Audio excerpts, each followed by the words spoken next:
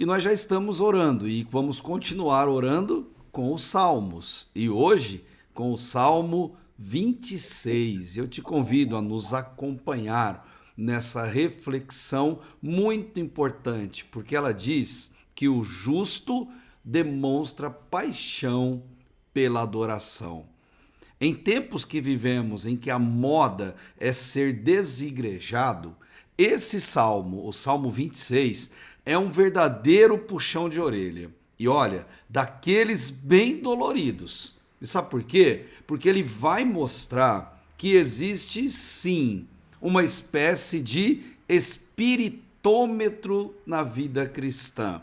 Uma comprovação de que uma pessoa não é meramente um religioso, mas um cristão verdadeiro, um filho de Deus.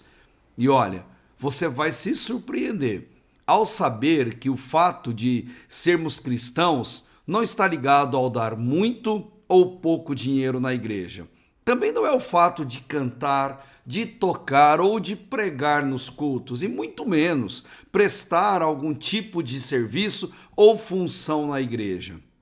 Para Davi, a marca de um cristão verdadeiro é a sua paixão pela adoração, sua paixão pela casa de Deus. E quando falamos em adoração aqui nesse salmo, devemos lembrar que Davi não está se referindo à adoração individual, ao devocional diário, mas à adoração coletiva, a adoração pública, aquela que prestamos na casa de Deus. Um filho de Deus ama a igreja e tudo que nela acontece. E eu desafio você a escrever no chat: eu amo a minha igreja. Só deixa de estar um filho de Deus presente na igreja quando ocorre uma excepcionalidade. Porque para ele, para o filho de Deus, estar lá é a sua maior prioridade, a sua maior agenda na vida. Um filho de Deus, como Davi, ele não arranja desculpas, ele sempre arruma um jeito de estar presente. Ele se esforça, se dedica, ele faz de tudo para estar na igreja, na casa de Deus, porque ele sabe que Deus ama a adoração coletiva. Deus, ele mesmo fez a igreja. Ele a edificou, ele a comprou com o seu sangue derramado na cruz e trata a igreja como sua noiva. Ele morreu por ela, ressuscitou por ela, foi para o céu preparar lugar e vai voltar para buscar justamente a igreja.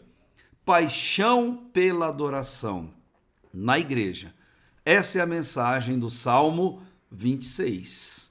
Nele, Davi abriu o coração com muita sinceridade e depois de fazer o autoexame, naqueles mesmos moldes que Paulo ensinou aos coríntios, quando realizava a ceia e disse: examine-se, pois, o homem a si próprio, Davi também faz isso e depois de fazê-lo, ele apela a Deus para que Deus o examinasse, para que Deus olhasse para o seu coração com sinceridade e para ver, para que Deus observasse com qual realidade ou sinceridade ele produzia aquelas palavras. Davi, ele pediu nesse salmo para que Deus colocasse a sua alma no microscópio da graça e constatasse se suas declarações eram apaixonadas ou eram meras palavras sentimentais jogadas ao vento. E aí eu te pergunto, você é um adorador apaixonado? Estar na igreja é a sua prioridade também da sua família? Adoração na casa de Deus é a sua paixão de vida? Responda isso no seu coração. O cantor Fernandinho, em uma parceria muito interessante que ele fez com um rapper brasileiro chamado Mano Keilo, ele compôs uma música e interpretou esse sentimento de maneira muito ardorosa, interpretando o Salmo 84, versículo 10, e cantou algo muito interessante. Eles disseram: quão maravilhoso é para mim viver em comunhão com os meus irmãos todos os dias, porque o pardal encontrou casa, a andorinha ninho para si, e eu encontrei os seus altares, Senhor. E o refrão, um dia em sua casa vale mais do que 1000 noites em outro lugar. Eu ando pelo mundo, mas a tua casa é o meu lar. E quando o rapper entra na música, ele completa: o Senhor estabeleceu a sua igreja. O que Deus quer é que o mundo veja a sua vida em comunhão e a sua noiva resplandeça. Membro fora do corpo acaba morrendo. Amputado é condenado, é só questão de tempo. Ser cristão é ser igreja a todo momento, pois ele vem buscar seu povo, não um desatento. Então se liga, sai dessa noia de ser infiel. Soldado que luta um bom combate tem que ter quartel. Fantástico isso. Soldado que luta o bom combate tem que ter quartel. Essa conversa de Deus sim e igreja não é coisa de mente fraca, é ideia do cão. O cristão ama a igreja, é apaixonado pela casa de Deus, e para os dicionários, e você sabe disso, paixão é um termo que designa um sentimento forte, uma atração por uma pessoa, objeto ou por um tema.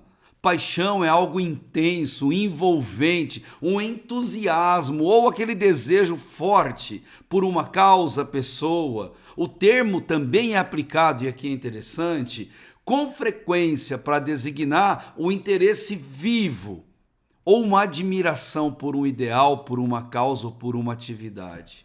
No caso do Salmo, cultuar a Deus na sua igreja. Contudo, você sabe disso também, estarmos em comunhão com a igreja, vez ou outra pode provocar dores e decepções, como talvez você esteja pensando. E isso é verdade. Para um apaixonado pela obra de Deus, dores e frustrações fazem parte do processo. Certa vez, eu assisti a um filme muito interessante, estrelado por Demi Moore, intitulado Até o Limite da Honra, um filme militar. E nesse filme, em meio aos muitos intensos sofrimentos que ela passa por conta do treinamento que ela está submetida, o instrutor diz a ela por conta das dores que ela sentia. E ele pergunta: sabe o melhor da dor? É que ela nos mostra que não estamos mortos. Fantástico. Só vivos sentem dor. E a igreja é o lugar onde os vivos se reúnem. Mortos não. Não existe, gente, paixão em cemitérios. Existe entre os vivos, existe na igreja. Deus é adorado, mais adorado ainda, quando nós amamos nosso próximo, mesmo que seja alguém, digamos, difícil, intragável talvez. João, ele afirmou com muita sabedoria: amados, amemo-nos uns aos outros, porque o amor procede de Deus, e todo aquele que ama é nascido de Deus e conhece a Deus. Aquele que não ama não conhece a Deus, porque Deus é amor. Está em sua primeira carta, capítulo 4, e igreja é o melhor lugar para isso. Seres humanos necessitam de paixão, porque esse é o sentimento que comprova que a gente está vivo. Caso contrário, queridos, não passaríamos de mortos-vivos nessa terra. E olha, deixa eu dizer uma coisa para você. Não se apaixonar por aquele que deu vida a nós, mesmo estando mortos em nossos delitos e pecados. Não amar a adoração a esse Deus em sua casa de oração, à igreja que foi edificada pelas suas próprias mãos, é sinal que nós estamos doentes, mas mortalmente adoecidos, e que nós precisamos ser tratados e com urgência na UTI celestial. E graças a Deus, os salmos são remédios para a nossa alma, capazes de nos curar definitivamente desse mal. Adorar a Deus em espírito e em verdade, como Jesus ensinou a mulher samaritana, é uma atividade individual que se exerce coletivamente. Cantar, ler a Bíblia, orar junto, é comprovado cientificamente que faz bem ao corpo, que faz bem à alma, porque nós nos sentimos pertencentes a Deus. E Davi mostra nesse salmo como fazer isso. Primeiro, reconheça a sua situação. Olha o primeiro verso. Julga-me, ó Senhor, pois tenho andado na minha integridade, no Senhor tenho confiado, sem vacilar. Observe, Davi orou corajosamente, apelando pela justiça de Deus, não sobre os outros, mas sobre a sua própria vida. Davi está clamando para ser julgado por Deus. E no final do verso, ele apresenta provas de que ele mantinha um compromisso fiel com o Senhor e que o seu pedido de justiça estava baseado no seu compromisso real que ele tinha com Deus. Ele sofreu muitas acusações falsas, muitas incriminações pelas pessoas que tentaram duvidar da sua fé, mas Davi demonstra que ele não tinha essa dúvida. Queridos, ninguém conhece melhor o seu coração de adorador do que você mesmo. Então responda com sinceridade. Você tem coragem de fazer essa oração do versículo 1 e pedir a Deus quanto à sua vida de adoração? Julga-me, ó Senhor, pois tenho andado na minha integridade. No Senhor eu tenho confiado sem vacilar. Sua adoração, ela é fiel na casa de Deus ou ela tem sido vacilante? Depois que Davi faz essa autoanálise, ele mostra a sua transparência de adoração diante de Deus. Olha a partir do verso 2. Examina-me, Senhor, e prova-me. Esquadrinha o meu coração e a minha mente. Olha só, com a mesma coragem do verso anterior, ele pediu para ser examinado por Deus. Ele pediu para ter a sua vida de adorador colocada sobre as lentes criteriosas de Deus. Ele pediu para ter o caráter dele medido sob a régua divina.